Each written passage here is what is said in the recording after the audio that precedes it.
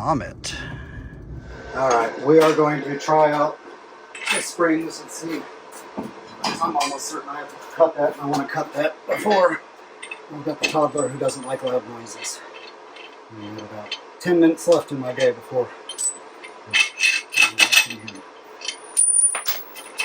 Alright, so these are the parts that you would normally have to weld in to these members, but this whole kit came with them already installed. In fact, it's a touch too wide.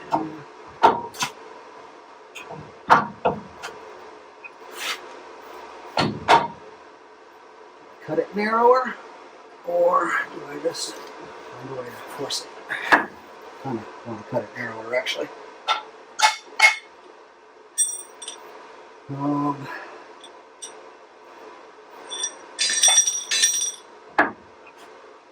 Yeah, because these fit in here.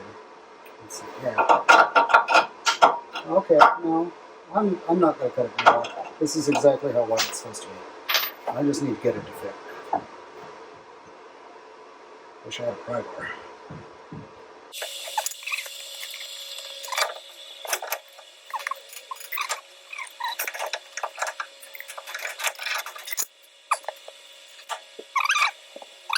Alright, thanks to Jag's website, I have learned that the straight edge goes to the front of the car. Curved edge is the back. Maybe I just need to hammer it in there. I hate to do that to a brand new part.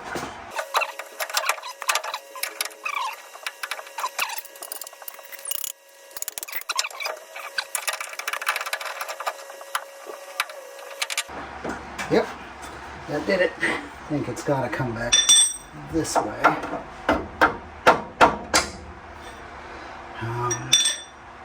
Might as well put this on there.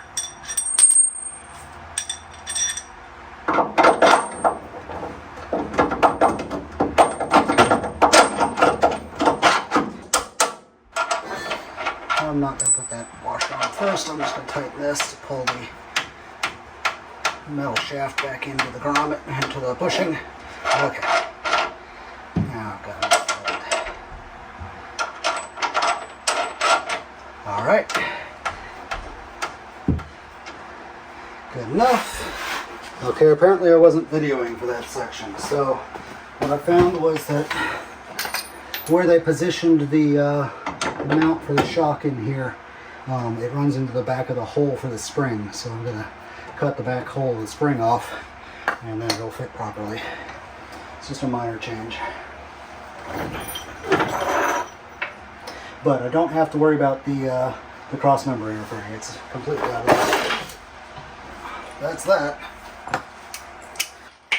Easy peasy.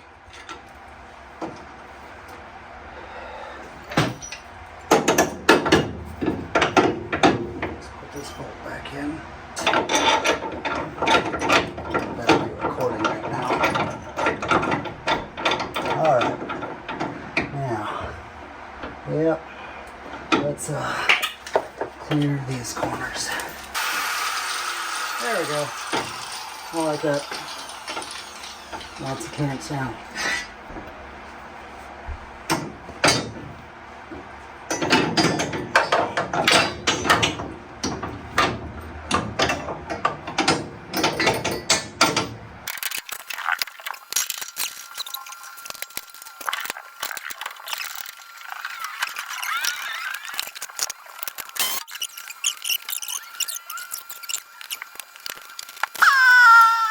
Alright, now it's time for the upper control arms. Yeah, that works. Right there. I did not get the fancy T-bolts that are supposed to go with them. I guess that's part of the downside of not buying a kit. So what I've got instead are carriage bolts. So they will tuck up here and then lock in there so they don't spin. Then I'll just drop that down on top.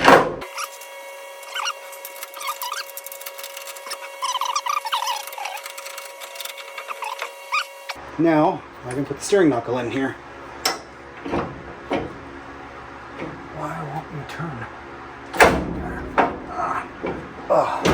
little bit snug. Okay. Whatever.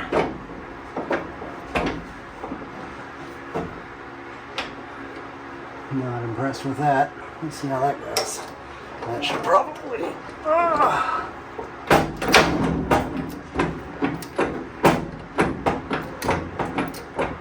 Okay, this one is coming unbolted as it's turning.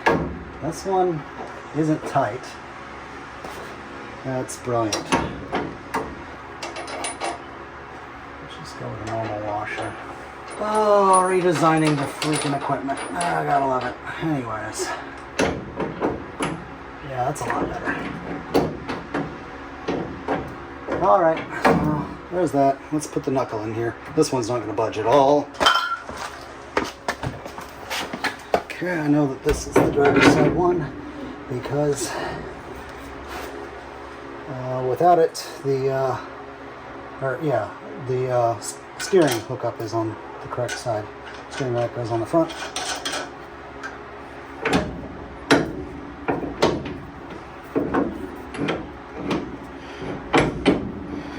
There we go.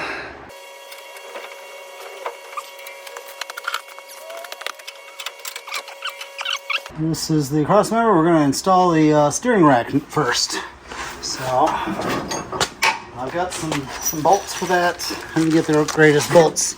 And because I bought this front end as a not a kit, I've got various different sizes of everything. Or I didn't get any. Yeah, because I bought this as a kit, I did not get any mounting bolts, hardware, stuff like that.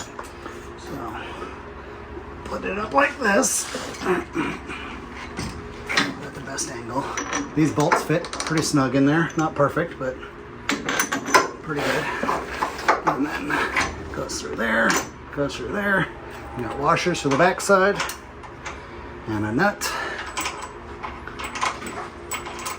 And just the right length of bolts. I actually took the steering rack with me into the hardware store to make sure I got the right size stuff.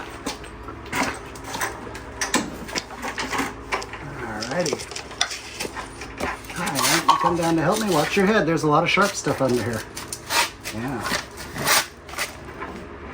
See? Yep. Careful, there's still stuff behind you. See that? Yeah, it's a tight space under here. Not really for kids. Okay, let me see if I can find a wrench that fits that. Oh, here's one. Nope, not big enough. So it's bigger than 13/16. Do I have a 7/8 down here? 13 and 3/4. Nope, 7/8. Nope, bigger than that. Oh, I hate standard. How about 15/16? I don't think I have that. Bigger than 22 millimeter. Hey. Yeah. Oh. Yeah, it's a small wrench. I need a big wrench.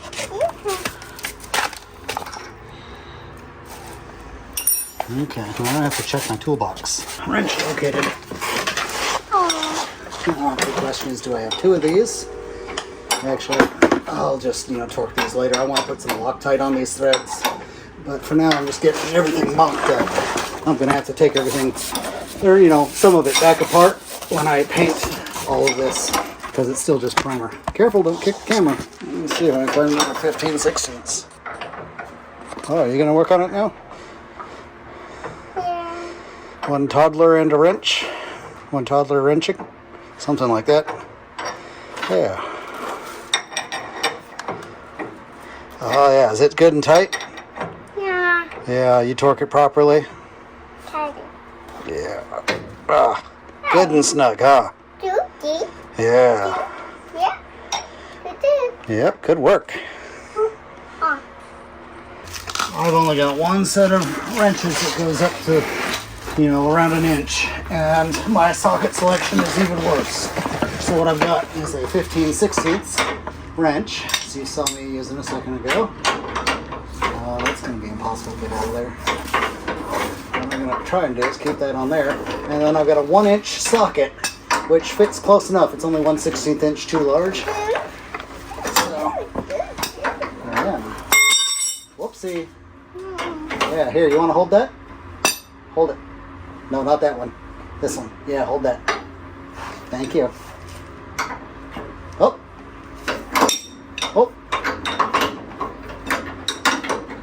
There you go. Good job. Yeah. I think I'm turning it the wrong way now. Wish I had a 1/2-inch ratchet. Yeah.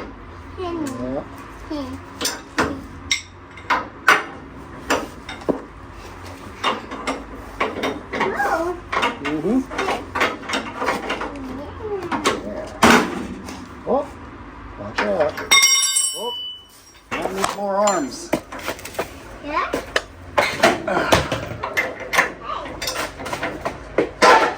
There we go, that one's snug. Alright, steering knuckle install. We'll have to do a rough, homebrew alignment on these at some point, so I'm not going to snug them up much. Just gotta pull them back out of the knuckles to do the alignment. Go with something like that. I don't even know if this rack is centered right now, so we're just going to go roughly. Yeah, that's roughly good. Okay, so bring this nut out. I don't think I need 2 of those. I can use pliers or something. Anyways, that's barely snug, which is what I want. I can put in the Zerk fitting. And there'll be another cotter pin that I'm not going to use yet. So I'll put that up on my fender. And this looks like it's going to be probably an 8mm to tighten this one. Sure is.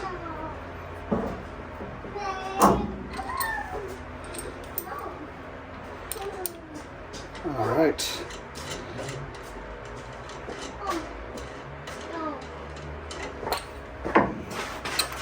These ball joints are really tight.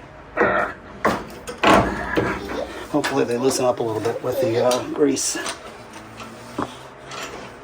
I am it. These do not fit my knuckles, or my knuckles are upside down. Ooh, yeah. Okay. Yeah. Alright, I figured it out. So the deal is these come up from below, and it's just kind of a funny reach right now because the suspension's all the way down. Once it goes up to a normal ride height, it'll be around here. Because see, these arms are pointing down. They're going to be level with the ground when it's at ride height.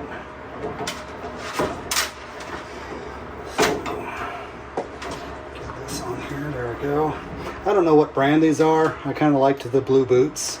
It kind of looked like they were clearly like a better rubber than the normal black ones. And so they're kind of an off brand, but the price was right and they were listed as reliable, so. Anyways. What I'm going to do, I already removed both knuckles. I tried them on the other side, and yeah, the alignment goes way out of whack when you try that. So definitely don't belong on the other side. I'm not going to tighten these at all because I got to pull them out and spin them and stuff to make them right. There we go. Oh boy. So this, yeah, that one. Yeah, I need to figure out where this rack center is. Bottom one gets a spacer. Top one gets a washer. And that positions them correctly for the hole for the castle nut. Cotter pin hole. I spent the evening looking into this problem, and it appears that I bought some of the wrong equipment. So there's a shortened version of these control arms, or reduced length. So what it does is it's from about here down to the ball joint on these is 14 inches, and on the shortened one to the center of the ball joint it's 13 inches. So I need to take about an inch out of this. So I could just buy the correct ones, but they actually cost more than these did, and I don't want to, throw $200 to the wind. So yeah, I'm gonna modify these. It's just a matter of re-welding them shorter, It's not the end of the world. It's not ideal, but I can do it. Yeah, I'm not going to have you guys watch much of that because it's going to, I'm not proud. Yeah, I've got to get everything unmounted again, which means more hammering to get these ball joints apart. Oh well. Alright, so these are pretty well exactly 14 inches out, and they need to be 13. And what I was thinking was I'm going to take this all the way off and cut it back here, which would make the most sense. It'd fix my shock angle and my spring angle, but it would be a lot easier to do it down here. Then I don't have to cut and resplice pipe. I just cut, move this back. See, I only have to go from where that's centered at 14, see, to where it's centered at 13. So pretty much 1 inch back. I like that. So I will just cut it off, clean it up a little bit, cut these back, move this back. I see that I want to keep this in line with the center of the shock absorber, so I will make sure I do that, and that should solve the problem. And worst case, I screw it up and it doesn't work at all, or it ends up breaking on me or something because my welding's not good enough, and in that case I'm just going to buy the right ones. But I definitely need to get this car being a roller for the time being. So if this makes this one up here, I'll probably cut it right here and take 1 inch out of the pipe and then bring that right back up and weld it to the head. So we'll see. I have to say, these are the coolest ball joints ever. I popped the rubber boot out, which is right here, and I just set it aside, and then I reach under here. These probably needed to be tightened in, but so I need to come back and tighten these. But these are just screw-in ball joints, so I just take it out of here, and I don't have to worry about cooking it while I'm doing all the grinding or getting dirt in it.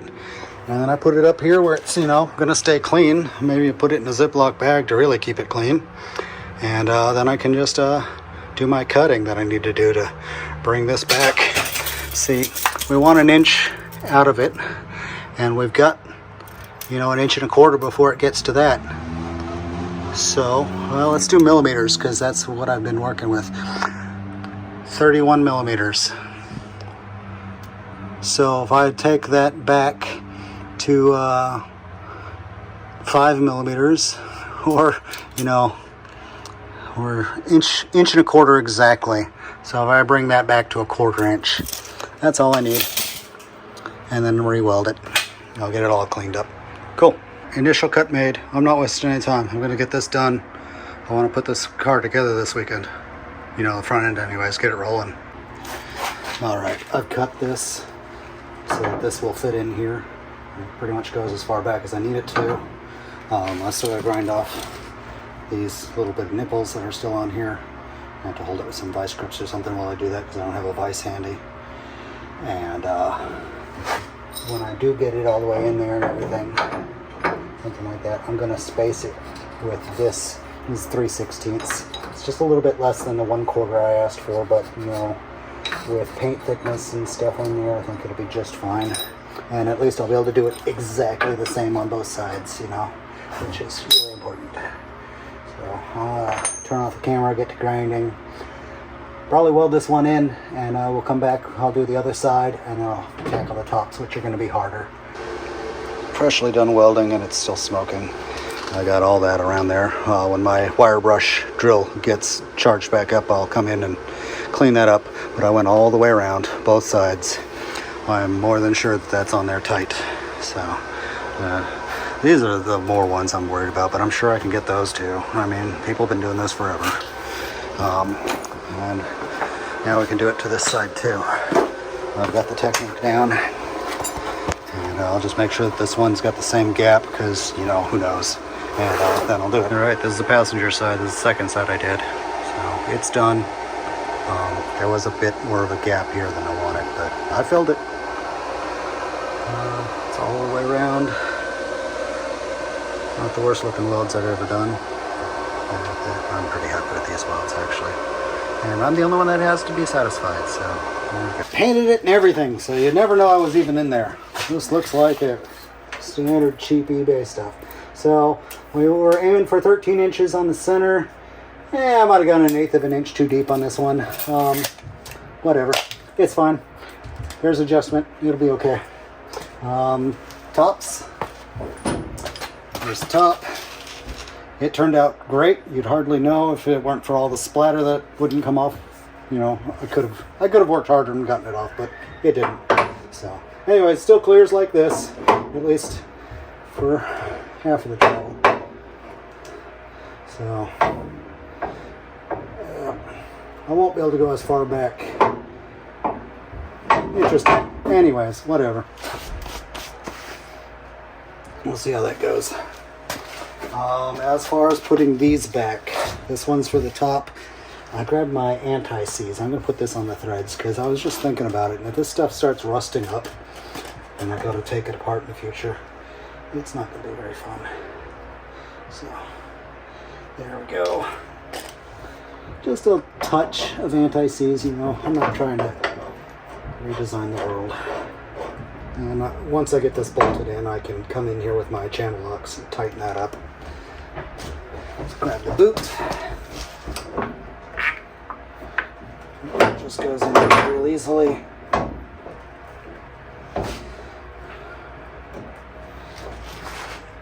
Cool. Temporary carriage bolts because I still haven't ordered the proper T-nuts. I will order the proper T-nuts before I drive the car at least. So that's a long ways down the road. Ball joint, that is. And I can put the knuckle back. Hi, Emmett.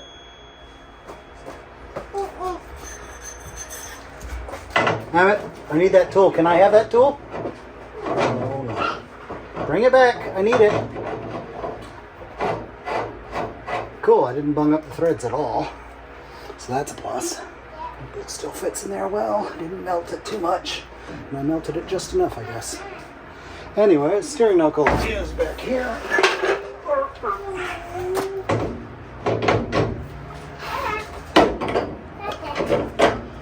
Alrighty. Yeah, I don't have a whole lot of room to go this way with it. Alright, it does clear, barely. And it kind of needs to go back because it's kind of leaning down. Oh, I should have left this a little bit longer maybe. I don't know. Figure something out. Alright. So, steering knuckle. Let's see if we got this so I can steer the bloody thing now. There we go. Barely snugging that because we need to adjust it still. Okay. That's pointing mostly forward now. I'm going to tighten the okay. And this one's going to go the other way. Okay. So everything's snug. It's time to hang some well, I'll do the caliper brackets first, and then I'll do the put the wheel bearings in the wheels. So they go like that. Or like that. Let's see. It's probably like this. No, they're not crooked. It's definitely, I don't see a right or a left written on here, but yeah, that makes it parallel. Small one on the bottom, big one on top. Big bolt goes up here, little bolt goes down there.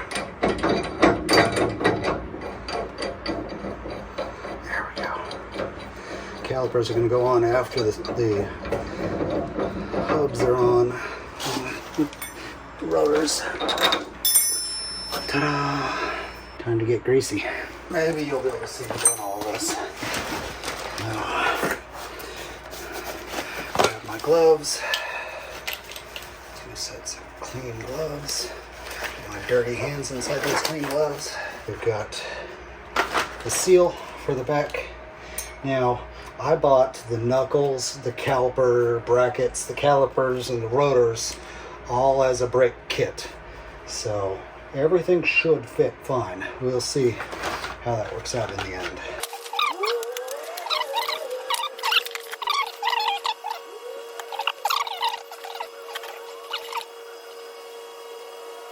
Just go until it comes out the top. Or you can get one of those fancy greasing tools if you don't want to learn how. Yep, that's good. Now we'll get some on the outside. We're going to put some on the race. There we go. Drop that in. There's that one. Now if I pound that seal in, I can start hanging that, but I'm going to grease the other one first. Oh, that ought to be enough grease for a little front bearing. Alright, there's the front bearing. I'm just going to set this inside the bag. Yeah, I'll take off this glove at the very least. And I want to put some grease on this raceway and stuff some in the center.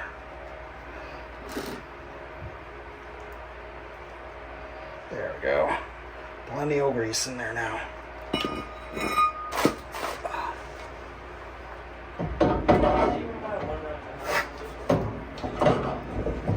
Okay, there's that. I'll set that there. Grab another glove.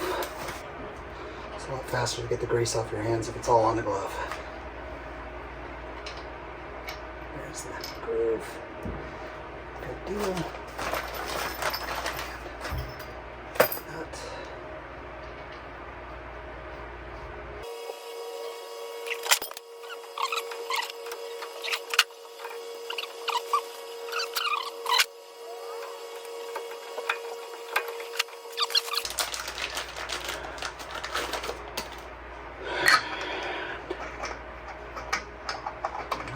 That's supposed to work. Doesn't feel like it does.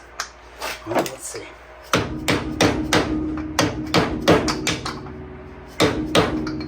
No. I don't know.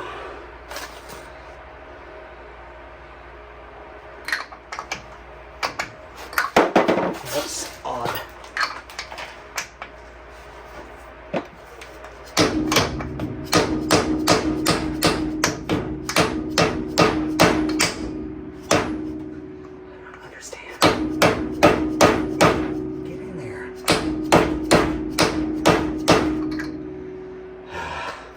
I'll come back for them, I guess. Whatever. Let's contact the seller and be like, hey, they don't fit. What the hell? Alright. Rinse and repeat on the other side. Pretty sure I got these rudders on the way they're supposed to be. It made no sense to me that as it rotates forward, these would fling outward. But probably could have done it either way, not really matter. Just to let the gases out. It took me quite a while to figure out how these calipers go on. There are no instructions included, and it's not intuitive. So these brackets are really, really tight on here. You pretty well have to hammer them on. I did measure with the calipers and on here. They're the right size. There's interference of about 1/4 millimeter. So these things do, the steel part does have to expand a little bit to let these in. See what I mean?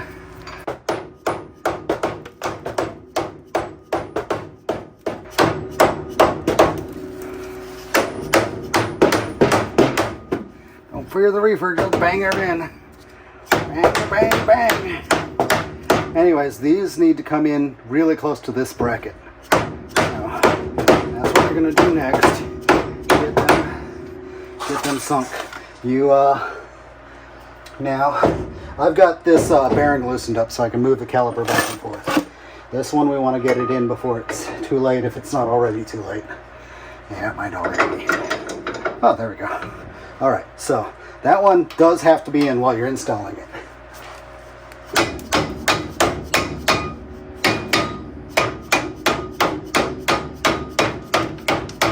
Alright, the next one, it can be installed pretty well after these are seated.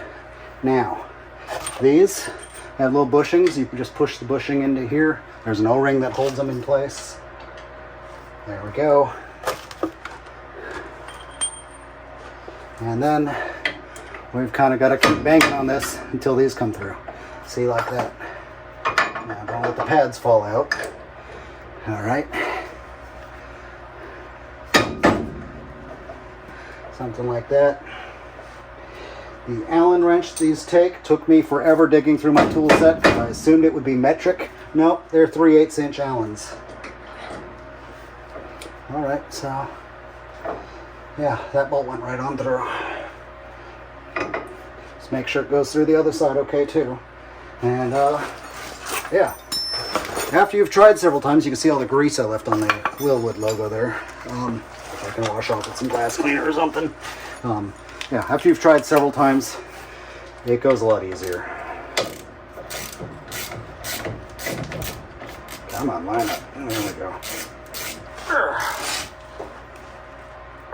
we go. There. All right, that's all there is to it. It's installed.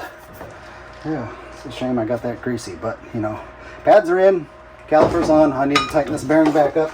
Before I put the tire on, I want to lube the ball joints and tie rod end. There we go. Now I need to clean up my mess.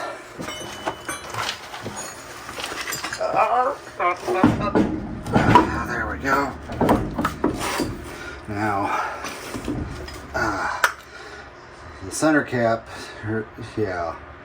So that sticks out pretty far, and then because this is a Mustang cap, it's got this Mustang logo that sticks in and they interfere. And that's before I even got a dust cap on there. Honestly, I think that dust cap might not have been deep enough. This seems to stick out pretty far. So anyways, next problem is, let me pull this in a little closer. Yeah. These lug nuts are supposed to have a shank that goes down inside the rim, and all I got are the original ones that came off this car. So Pole Barn Garage, the YouTube channel Pole Barn Garage, is always recommending the lug nut guy. So I went on their website, put in like an 06 Mustang, and it showed the right lug nuts. So they're 30 bucks maybe, 26 bucks, something like that. Not too bad. I'm gonna go ahead and order a full set for the car.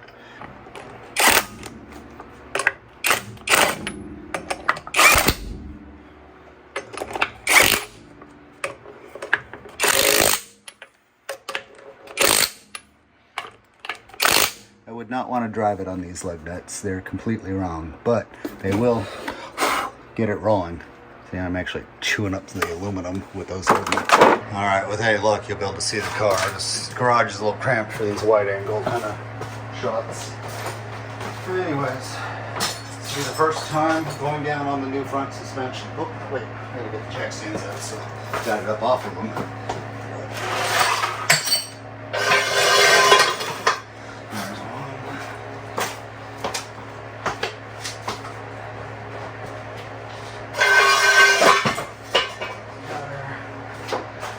Come down slowly if the jack will let.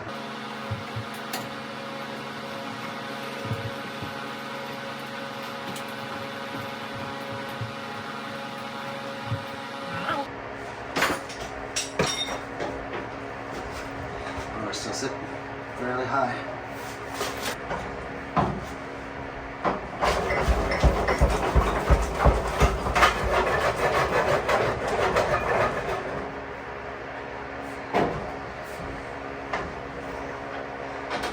Yeah, it looks like they're tucking in a little bit. Well, the welds are holding. Anybody have any doubts about my welds? So that's the end of this week. We got the whole front end together with wheels and brakes and everything. Obviously I don't have the brakes plumbed in because I don't have a master cylinder yet, so there's no point. But, you know, these Mustang wheels that I picked up, I got 4 of them for $100. They got the right bolt pattern, which is what I was after. I don't have the correct lug nuts yet, but I'm going to order those online from Lug Nut Guy. But, you know, beautiful Wilwood brakes in there. Dual pot. 11-inch rotors.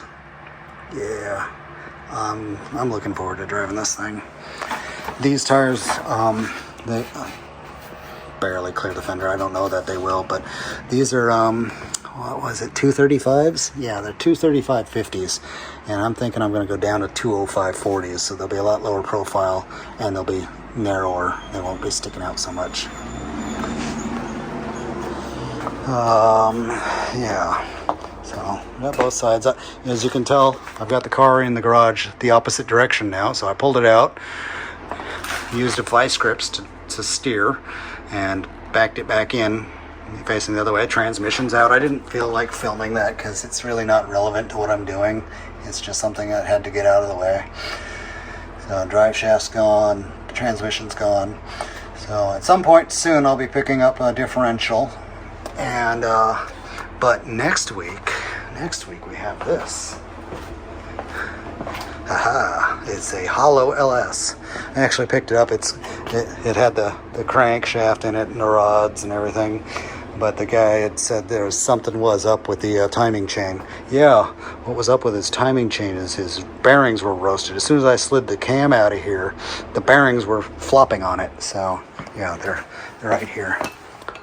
That's one of the bearings. There's another bearing. So yeah, it ate the bearings out of this engine. It's absolutely roasted. So, and I don't think the block can even be fixed. But honestly, I'm just going to use this for mocking up. So we'll hang that in there. Start building motor mounts next weekend. We're going to get it as low and as far back as we can get it. Unfortunately, I don't know if you can tell this, but this steering rack is a good 2 inches above the frame rail there. So we're going to have to mount it at least 2 inches up. I was hoping I could literally get that oil pan, half an inch off the cross member. But at best, I'm going to be half an inch above this. So we'll see. But yeah. I didn't film it because it was such a hack job, but I used cargo straps to pull the top of the wheels in, get the camber a little bit better. This one's still leaning a little bit, so that'll help with the fender clearance when I finally get those dialed in. But I really need more weight because it's all the way back up against the tower. And let's see, you can see down here, the control arm is not parallel to the ground, so it's got a long ways to go down still. It needs to be a lot farther down. And when that control arm down here is parallel to the ground, this puppy will be above that hat. And then I can finally scoot it more in. But yeah, I used cargo straps to pull them both up as far as I could get them for now. And they're good enough. I mean, if I had to drive it like this, it would probably be fine even. This one's more vertical, because I didn't do them consistent, I guess. But yeah. So anyways, come back next week for the engine fitment.